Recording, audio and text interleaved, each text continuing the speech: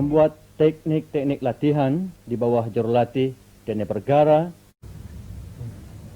Yeah, for the purpose of the Borneo Cup, I mean, we started 2 weeks ago, and ever since we've been working very, very, very hard, and we've been putting the emphasis on technique and skill, and obviously on the fitness.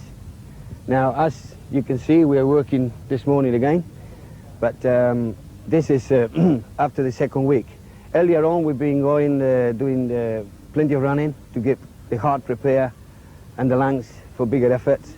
And we've been using interval training for that purpose, as well as the assault course, which we're going to see in a few minutes.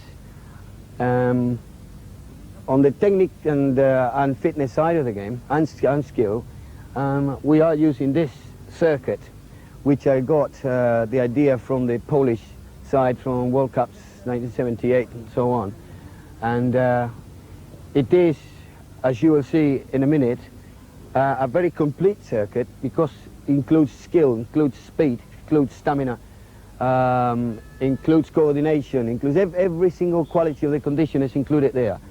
So if we start, you got in there abdominal exercises. There is a good phrase that says that Philippe Tizier, a French fellow, said that you walk with your legs, you run with your heart and your lungs, you resist with your stomach, and you get there with your brain. So that's that's applicable to football. The next one is for shooting, is dribbling. That chap is not doing it quite as quick as he should have done.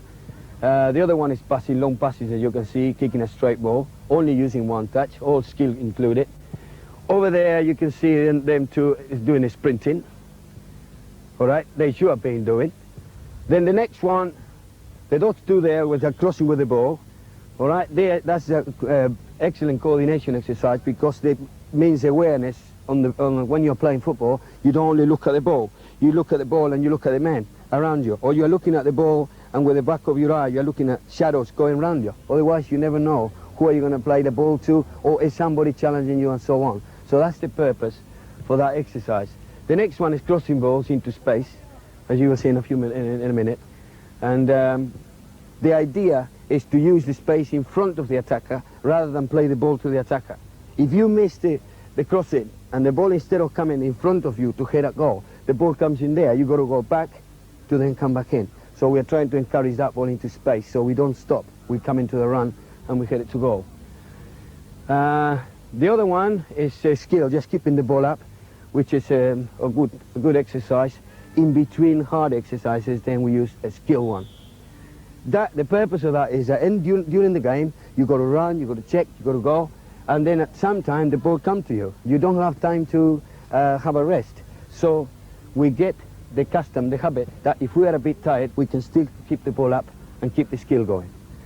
So to perform the skill under stress, that's what you call it. Then the next one is speed, is coordination and ability, all right, just by going around the cones. The next one is very, very similar, and includes sprinting, includes running with the ball, and all that is exactly what's happening during the game. Finally, we got in here a bit of heading, and that's as well very, very important skill in the game. I mean, nowadays, if you can't head a ball, then you are a little bit restricted. I'm not saying that if you can't head the ball, you cannot play football. But if you cannot head a ball, you'll never be a complete and great player.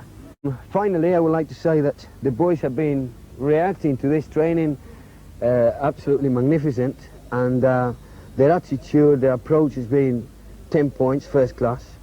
They have adapted themselves together with the Armed Forces boys in a very good manner.